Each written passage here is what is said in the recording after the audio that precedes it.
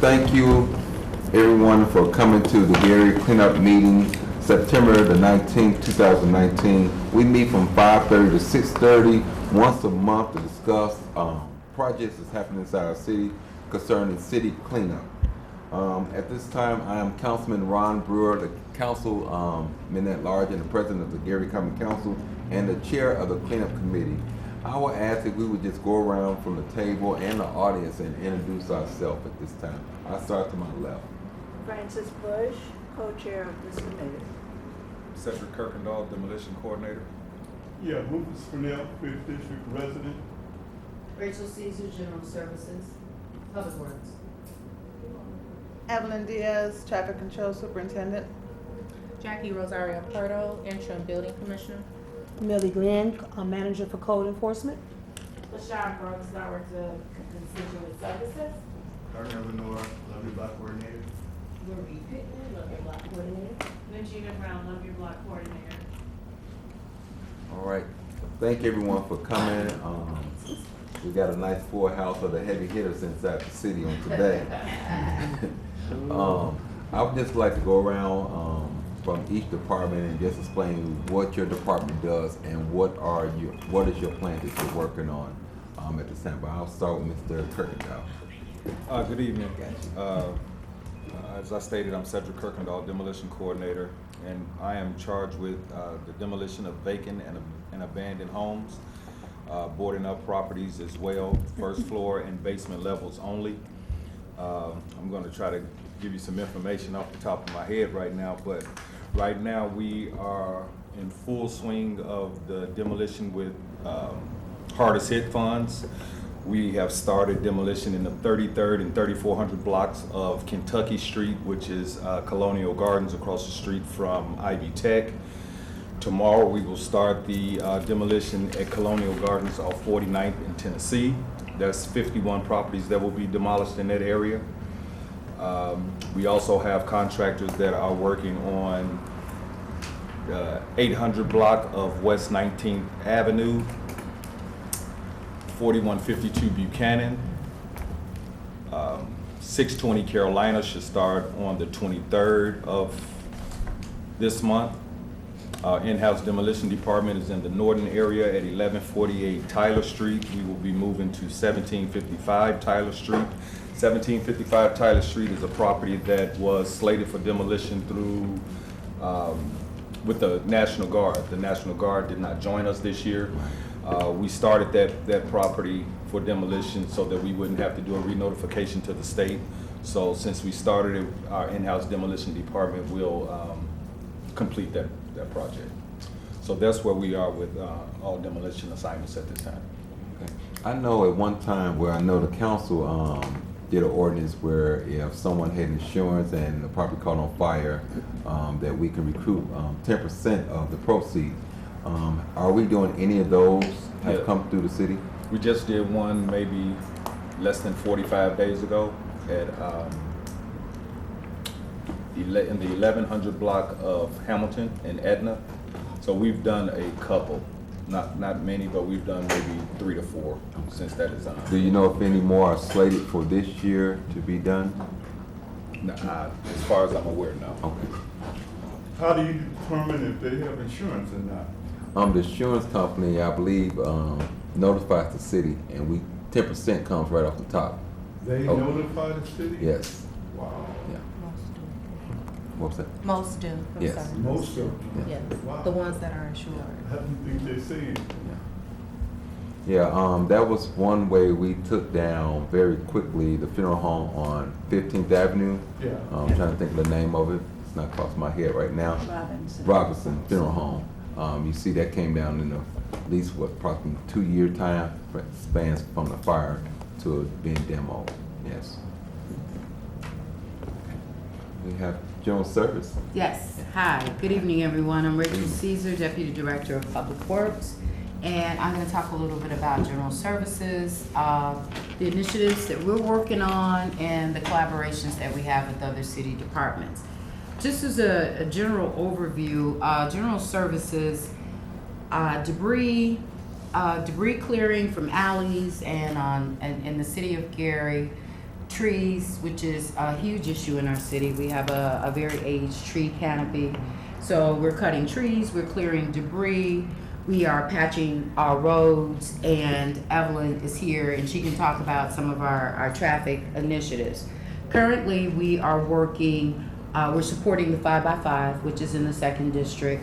What we've tried to do is to build those areas out to make them more inclusive, because they're just focused on one area within that district. So we have added a layer of zones that we're working on concurrently with that.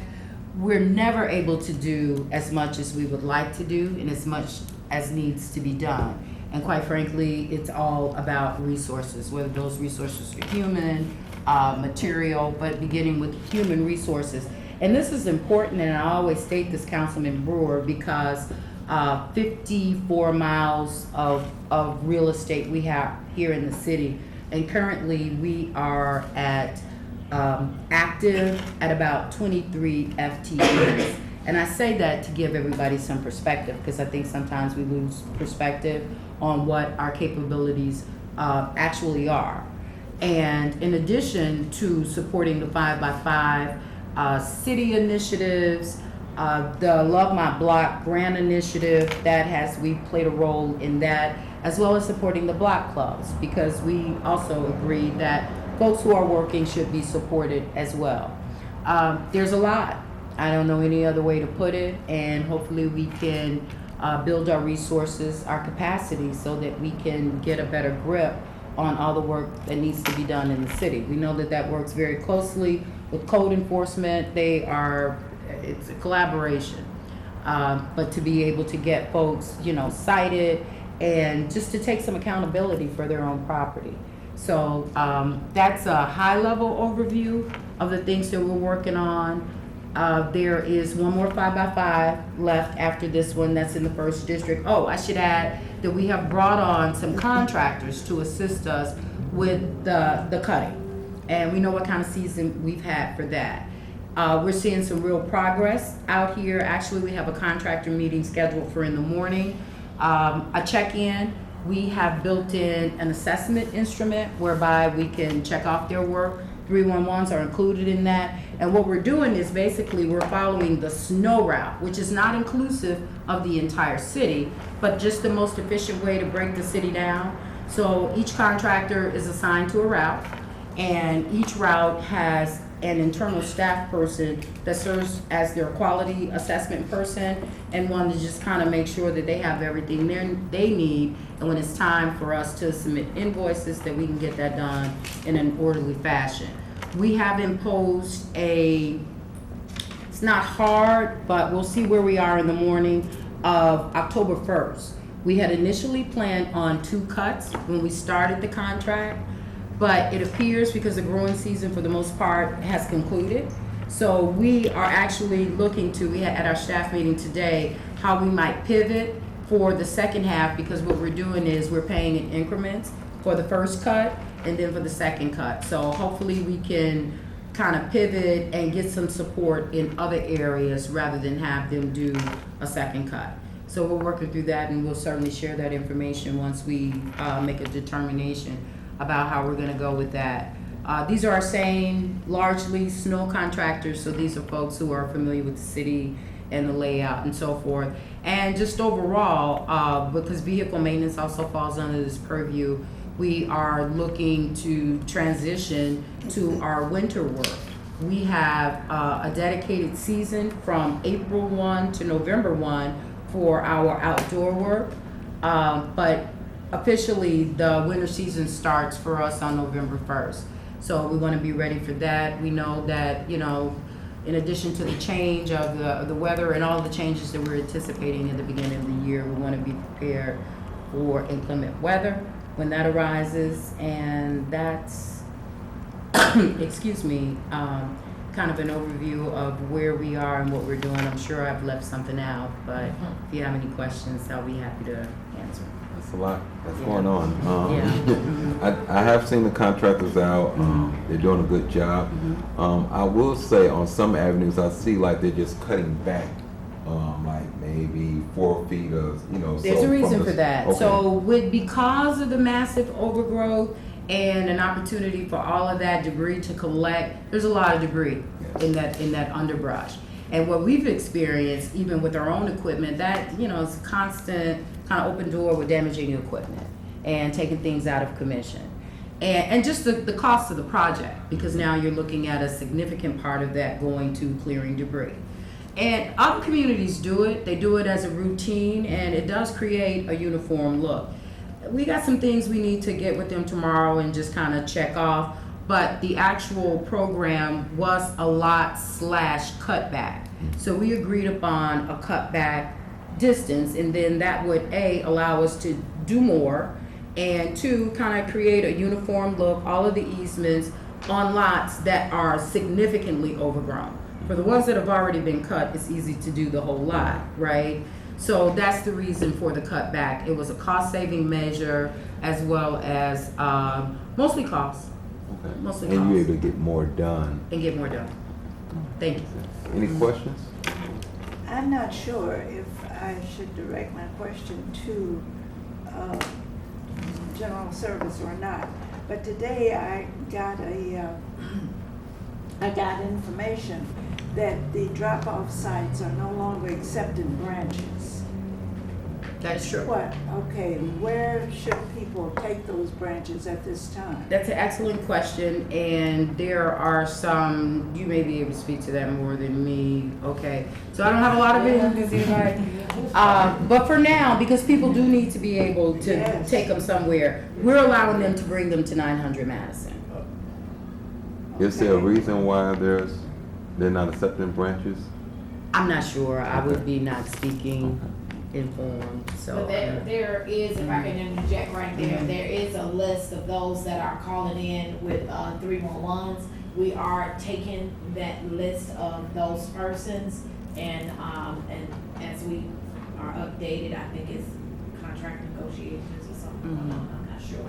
And then we will be contacting those residents.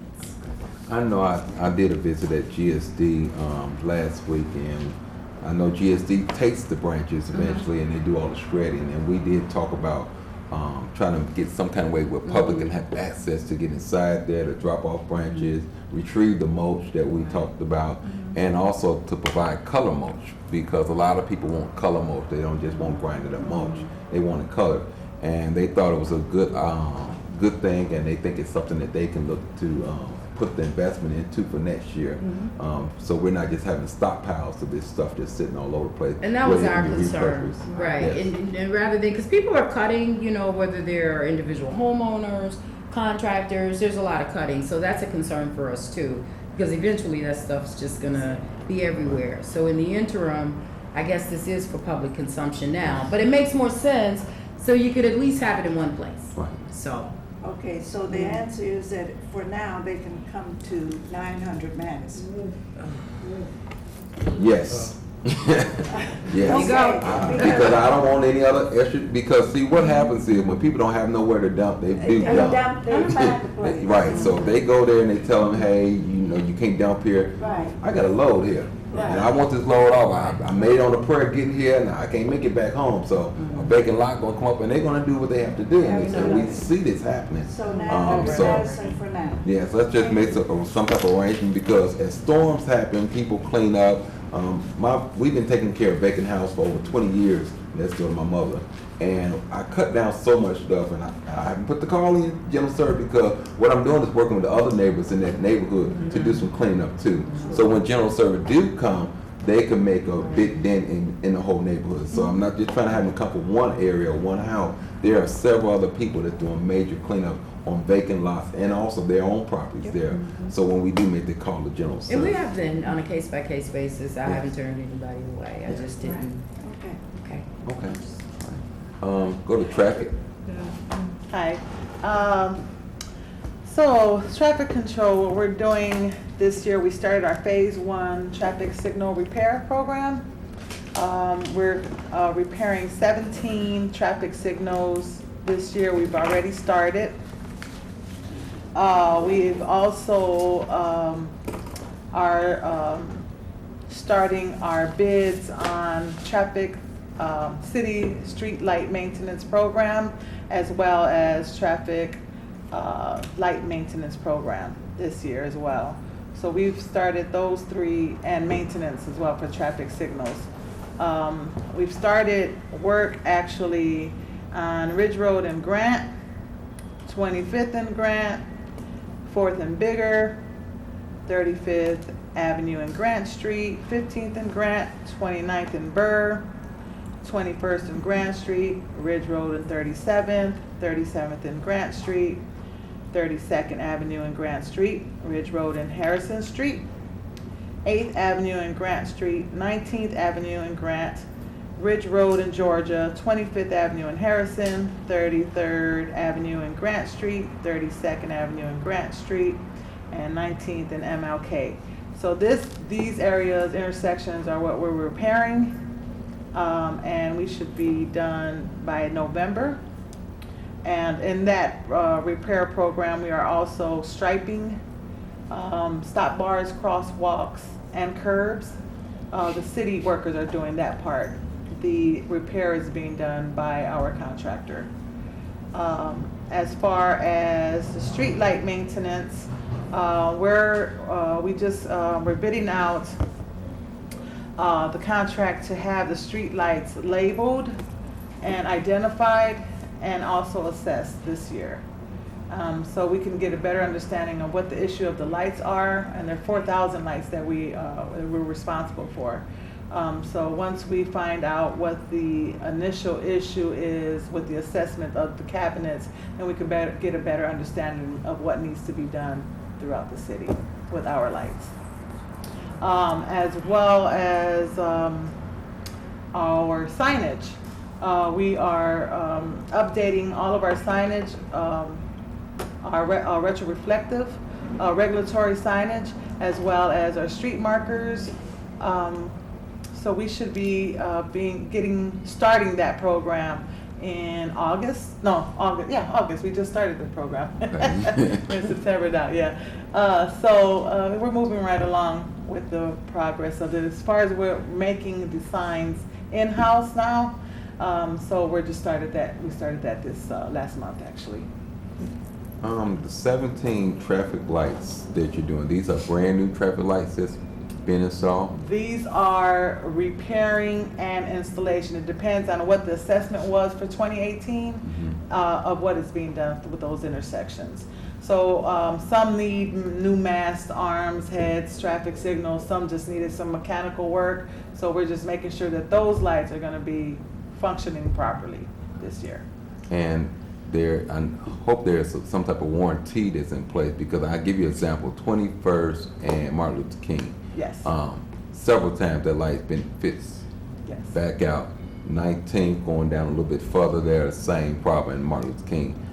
So let me just address those two areas. So when we started the program in 2018, those were the first two lights that we repaired completely. And what happened was one of the traffic signals, I believe it was 19th and MLK, was hit. And we had just repaired that, newly repaired it. New mast, new arms, new control, and there was an accident hit, which cost us $17,000 on top of that, after it had been repaired. The same thing happened with 21st and MLK, and there was a knockdown done after we repaired the traffic signal. So it may have appeared that we didn't repair it well, but the issue was that it was an accident. So the question I have is, and I want to make sure, see if there's some type of disconnect. When accidents are happening, are we in touch with the police department, letting you know there was an accident, this is the report number, so we can make sure that we getting the funds back from the insurance companies? Yes. So is that happening? Yes. Okay. Definitely happened. Okay. All right. Yes. And I have a question. Did I miss 25th and Burr when you were talking traffic signal? It's been stated. I don't- 25th and Harrison Street and, no Burr Street No, on this Burr. one. Okay. It was 29th Avenue and Burr. Okay. 25th and Burr has been out for quite some time, and it gets really congested there. Truck stop, yeah. Oh, I know exactly what you're talking about. With these service stations on each side and the trucks going in and out, it can be a little bit much. I am very well aware of that. As a matter of fact, I just received a call yesterday of outage, a red light outage on eastbound on 25th and Burr. So we have, they are actually a part of our maintenance contract. So when I say maintenance, what we do is whenever there's outages, our contractor repairs those outages. Meaning if there's a light bulb that's malfunctioned or most of the time it's a light bulb that's malfunctioned. We also have assessed that light. They're just not in our phase yet, our first phase. Thank you. You're welcome. Yes. Yes. Just curious, first of all, when will we be removing the one-way street signs in Gary that are really, we don't have the volume of traffic like we used to have? And the second question is, these street signs will be put up in the intersections, will they be uniform from one street to the next? Yeah, time is. Because some of them are covered by branches, I noticed, and it obstructs the vision Yes, of the driver. As far as uniformity, they will be MUTCD standard. That is retroreflective, all the same size, all the same color, and legible as well. As far as obstruction, part of the problem is that the obstruction on traffic signals are 30 feet high, and sometimes our trees are covering them, or the branches or whatever. So what we've done this year is gone to the intersections and try to cut around our signage, whether it's a street sign, traffic signal, traffic light, or street marker. To be realistic, there are 3 traffic control maintenance workers in the city.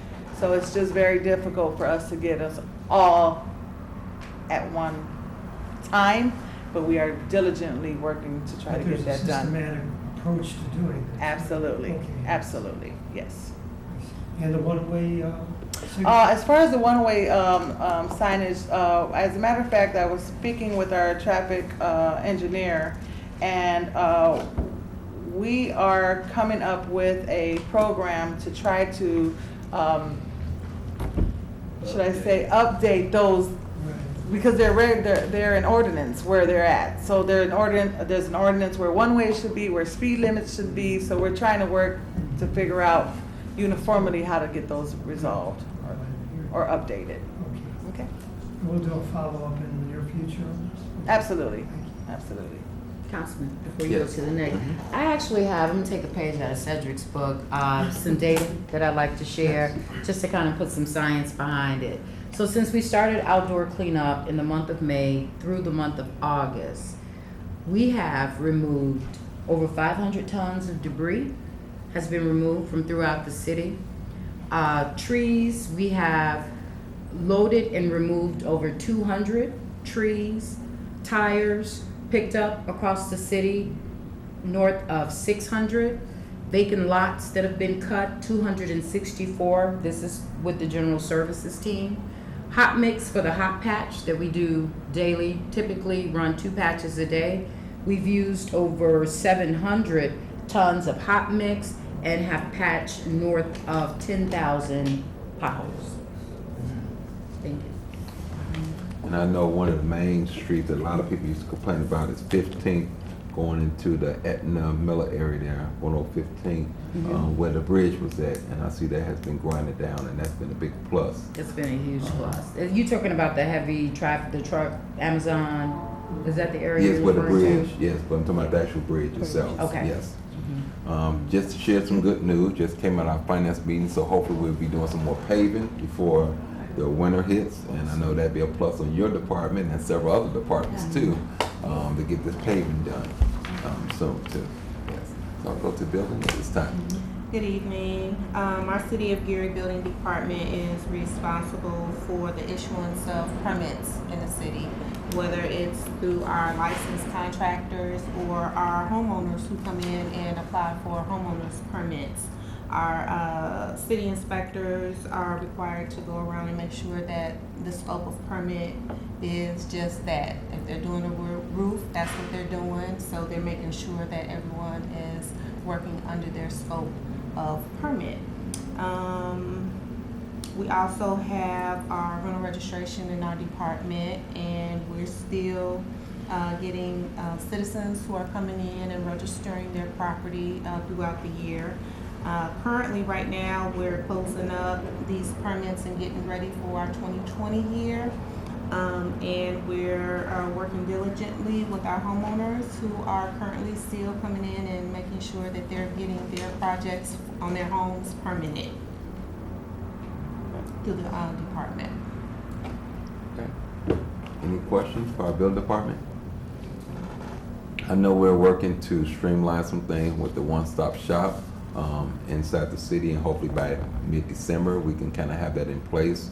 There will be some extensive build out on the first floor that's getting ready to take place within the next 30 days. So it'll be aggressive build out, but it's going to be a big help to people that need different things from the building department, code enforcement, just several different departments. Finance will all be together and make it a much easier and smooth transaction. Yes. Let me go to code at this time. Hi. Time. Code enforcement, in conjunction with the building department, we work with the building inspectors as well as with the zoning. Our code enforcement officers go out and they check properties for violations. They also work with the police department on tagging vehicles. And they also, with the zoning department, check for GBLs, general business licenses. For those like gas stations, they check to make sure if they're open past a certain time after 10 a.m., they have to have cameras in place. So they have to check to make sure cameras are there. They also check to make sure they have ample amount of dumpsters on their property, because sometimes they get a flux of garbage there, and if it looks like it's not enough, we notify them that they might need another dumpster there. Also, a lot of people are not aware that gas stations are supposed to supply public bathrooms. We have a lot of gas stations that tell people that they don't have bathrooms because of bathrooms being vandalized. We did let them know that that is a city ordinance that they have to let the public use the bathroom, that they can take some kind of step as getting an ID or getting something from them before they go in the bathroom to make sure that the bathroom stays kept up. Also, code, when we go out to do the violations, we get complaints from the 311, citizens calling in or coming in, and also from council members. There is a process in time for the citations to be done. It takes at least from 30 to 90 days once it goes through court process.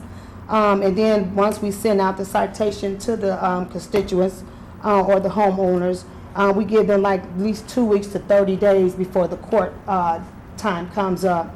And most of the citizens, they'll have the violations completed, and then once they come to court, we just charge them a $50 recheck fee.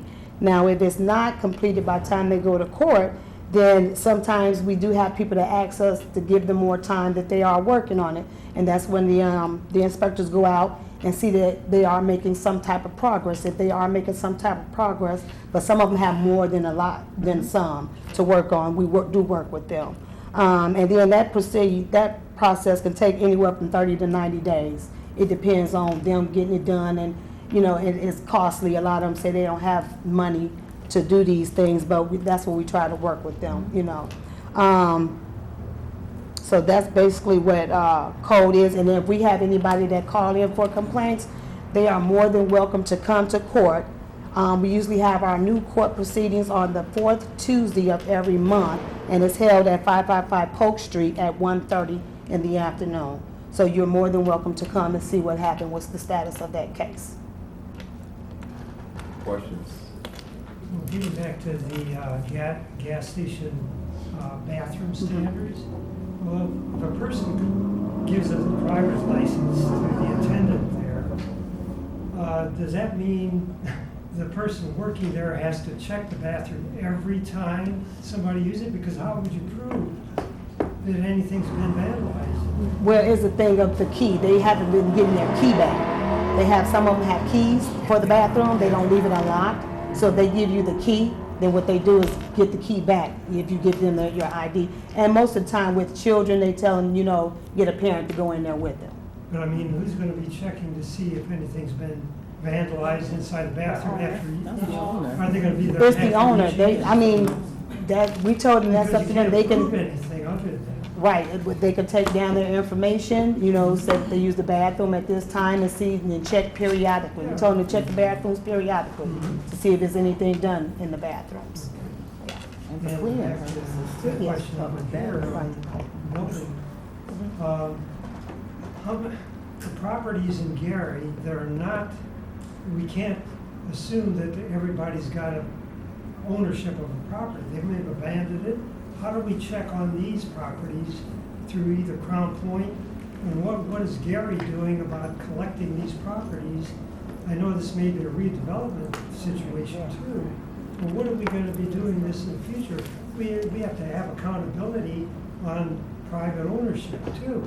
And we have to seek out the people, whether the elderly people have passed away or their children.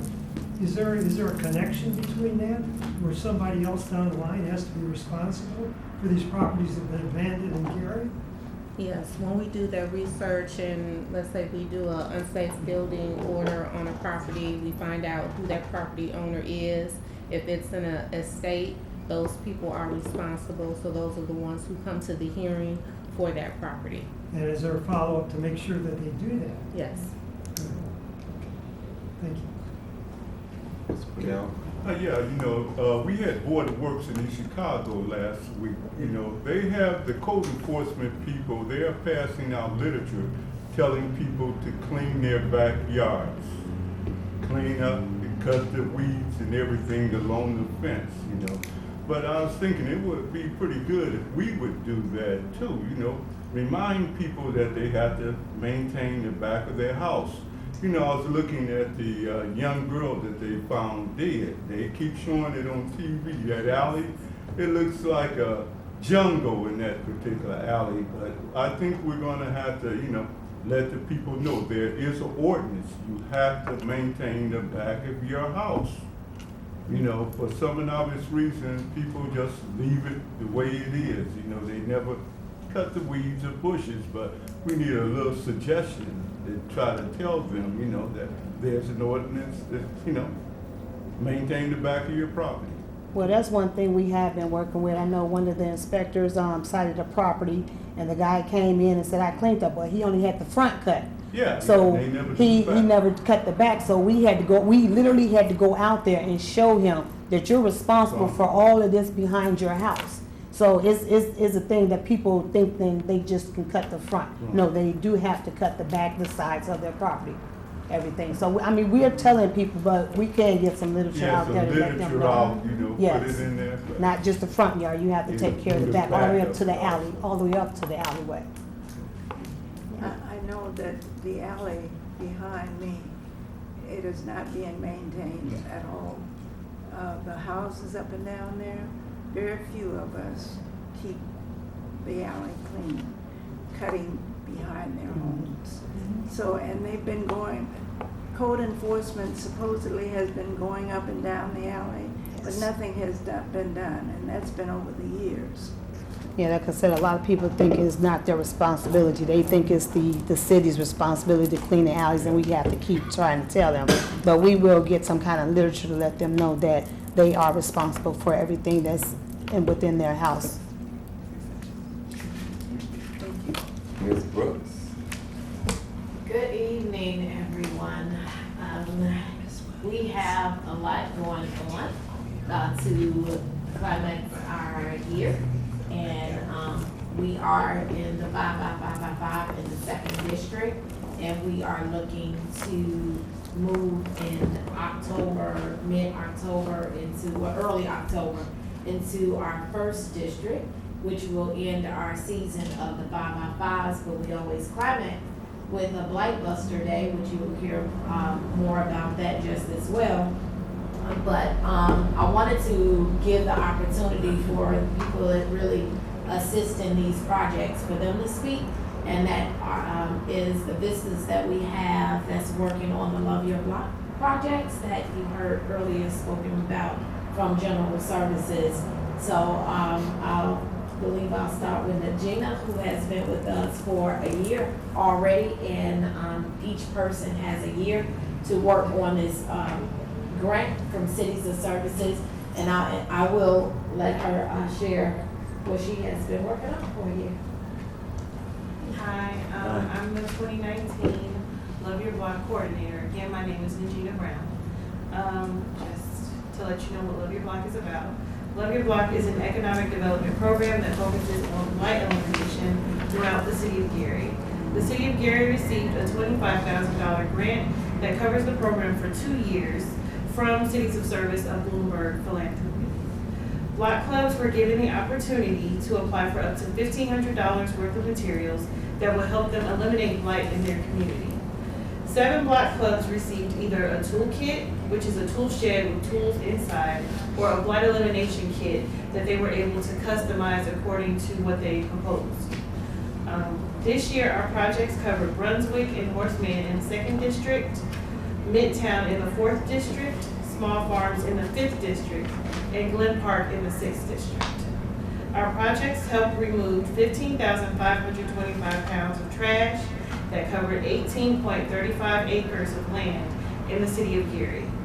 This work was achieved with the help of 184 volunteers who put in 1,002 volunteer hours. So that was an overview for the 2019 Love Your Block program, and now you will hear from the 2020 Love Your Block program coordinators. Hi, my name is Marie Pittman, as Regina stated. I am the 2020 Love Your Block project coordinator. And due to the success of Love Your Block year 1, for the second year, we've decided to include 501c3 nonprofit organizations in addition to block clubs. We'll continue to focus on blight elimination and neighborhood beautification, as we will continue to stress the importance of economic development. As project coordinators, we maintain engagement and interest in the project through media announcements, marketing and advertising campaigns, social media, and the coordination and planning of community cleanup events throughout the year. Love Your Block receives support from various city departments such as Gary Sanitation, Green Urbanism, Demolition, Communications, and General Services. We also receive a tremendous amount of support from resident volunteers, as Regina stated, and partners such as Urban League, AARP, Legacy Foundation, McDonald's, Art House, Purdue Northwest, to name a few. As year 1 is coming to a close, we're just working to maintain the relationships, so the partnerships that we've already built, and we're looking forward to building new partnerships as long-term sustainability is our goal. And I'll let Darnell talk a bit more about partnerships. Hello, I'm Darnell Lenore, a 2020 Love Your Block coordinator. It is with sincere gratitude and happiness that Cities of Service has given Gary, one of 10 cities across the whole nation, out of 60, a chance of revitalization with the ultimate decrease of blight and an allotment of $25,000 over a span of just 2 years. It should come as no surprise that after gifting us with said funding, the imperative duty of funding is our job as citizens as well as city officials alike to be accountable for sustainability. Because Cities of Service has given us a head start on the track, the city of Gary mustn't be weary in the run to get our city to a more picturesque and healthier state than what we previously experienced in the past. We together need partnerships as our first year ends and our second year begins. We will not walk away without you understanding how pivotal it is that we continue this initiative.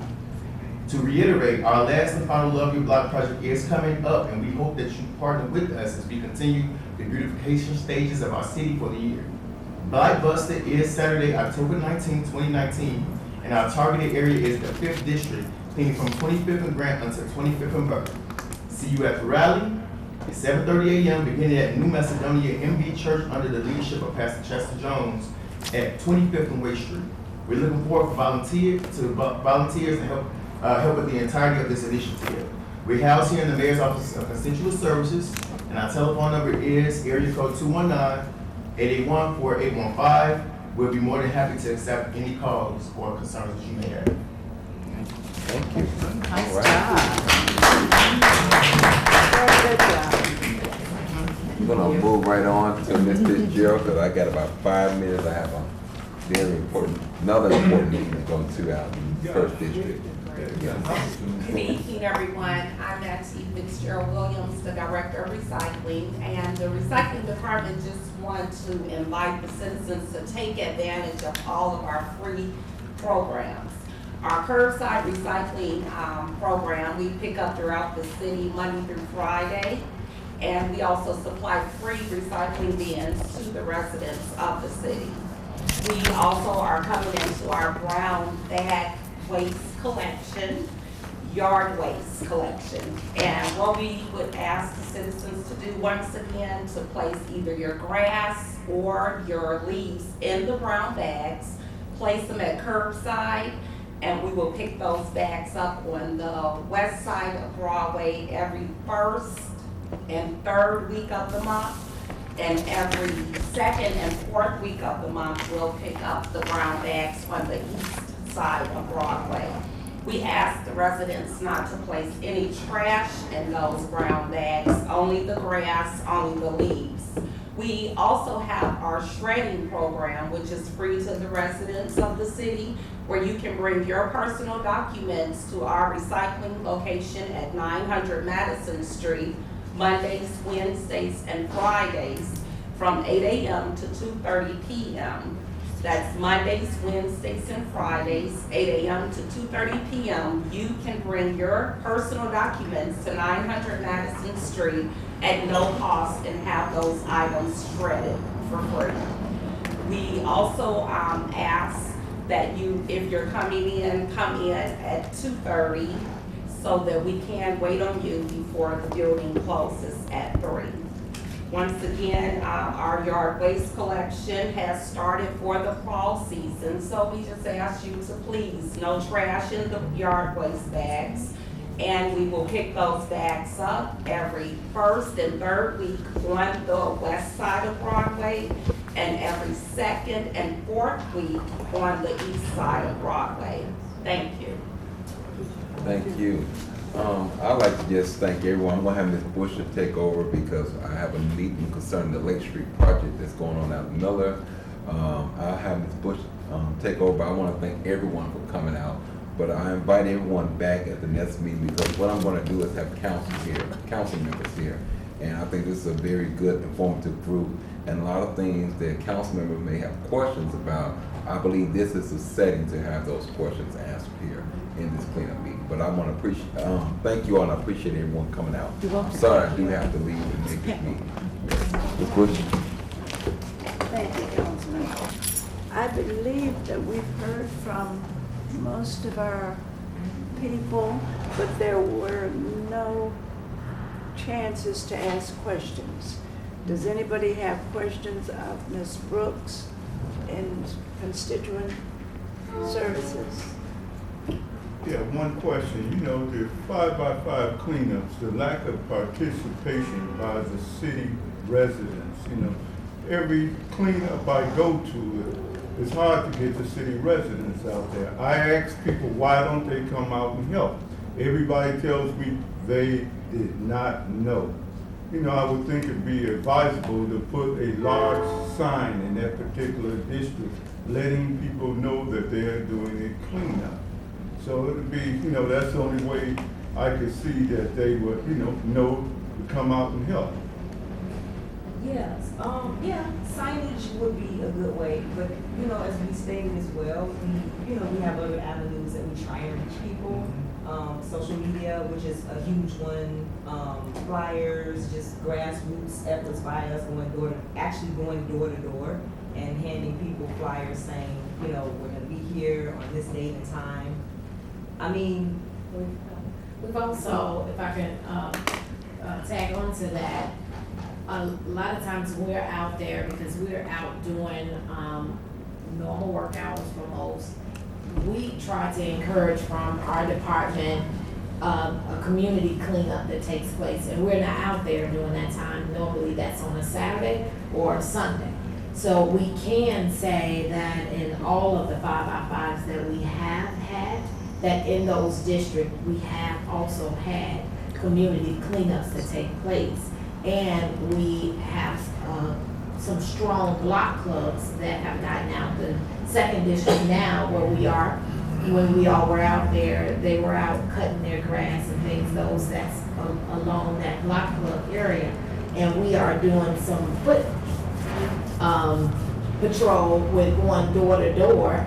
We hit over 200 homes on last Thursday, and we'll be back out on tomorrow, hitting another 200 homes to explain and encourage those, not only to have a block club, but just cleaning up and taking pride in loving your block. And also that literature includes not only about the 5x5 to be informative about that, it also includes things about Love Your Block, literature about who we are. It includes the 311 system that we encourage everyone to use, because unfortunately, the issue that we're running into is that we don't necessarily have all the time in the world to go out to every single home and to be able to see if this house is owned by somebody, or this house needs a cleanup, or if the sticks here are that you left there a week ago have been picked up.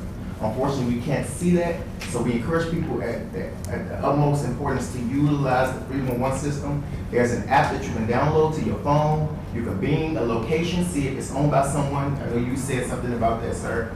I don't know if you know how to utilize it or not in your phone. Sometimes delayed. The delayed response, or we have to repeat the response on 311. Yeah, but see, but they are being responded to, because we do send you a text back out to whatever number that you do give us. We will send a text out to give you confirmation that has been received to us. And may I add to all this as an extension, what the departments have discussed today, is it going to be in writing so the public could have that available in front, the facts available? To what you gave out a lot of statistics here. And that is part of the 5x5x5. Each department should be out giving that literature in the community. And that's why we say at least we can hit 5 blocks at a time and educate the community. It's not only that we're cleaning up, but we're having conversations, engaging with the community to let them know and give factual information on what each department does, what programs we have to offer, and how you can request services from those city departments. But we also need to know about transparency and accountability in these areas too. And that's why you need to have it in writing so the public knows where to access this information on the website or however. But every department should have that available for the public to understand what they have in front of them. And then from there, it'll provide them with questions. Why is it done this way, or how come this isn't done? We have to have the department's feet to the fire. That's important, because we want to make sure things are done properly too. Absolutely. Thank you. Thank you. Any other questions of constituent services? Ms. Williams also gave information on recycling. Do we have any questions for recycling department? Yes. Any questions? Madam, I think you mentioned it one time before, but after you collect the solid waste, plastics, glass, paper, whatever, it goes to where in Illinois? And is there a contact number where we could reach them to see how this is really utilized as recycling, repurposing, reusing, whatever? Yes, so once the recycling department collects the recyclables from the residents, then we drop it off at the drop-off center at Republic Waste on 15th and Clay Street. Then in return, Republic Waste takes it over to the disposal site, over in Homewood, Illinois. Yes, and I'll get you their phone numbers.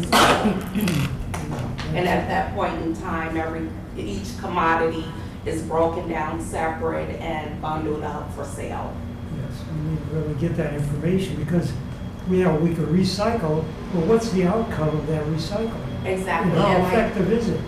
And I do have all of that information on the City of Gary Recycling website at www.garygreenteam.org. And it'll give you all the information of how these items are broken down, turned into sweaters, bottles, bags. Sure. Yes. Thank you. And I might add, each person that receives a recycling bin also gets a list of things that you need to put in there for recycling. Am I correct on that? Yes, that is correct. Each bin giving out to the residents will receive a list of items that we do and do not accept in the recycling bin. Yes. Okay. Yes. One more question, is, Republic, are they taking grass clippings? No, sir. Wow, everybody I know has been putting their grass into the Republic bins. I was under the impression they was taking grass clippings also. Not at the site. So it is. No, but when they pick up, And it is okay to place the grass in your garbage can. That is okay. okay, yeah, that's what I'm Not talking the, yes, not the recycling. Not the bin. recycle bin. Exactly. And please do not place your leaves in the garbage can. That's a totally different commodity, so you would need to leave your leaves at curbside. Because I was under the impression now Republic is taking anything. No, sir. Yes, they are. Okay. I was thinking, well, they're doing, it's a lot of things they shouldn't be doing. We had a meeting at the Summit location in Crown Point, all the things that they come back in the evening, they're doing these house cleanup, they will take everything out of a house. I guess it must be for a fee, but they're doing all the cleanup in Gary. They just put a roof on my house. I was under the impression that the company was coming and taking, the Republican took those shingles off.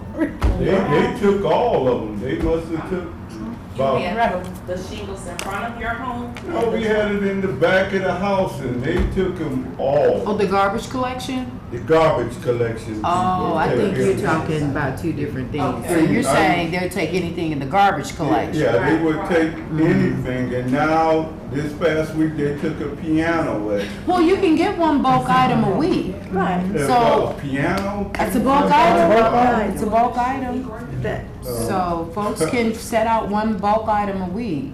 I'm gonna put a with their car out garbage. there. I'm sorry. are there any other statements anybody need to? One more follow-up to that.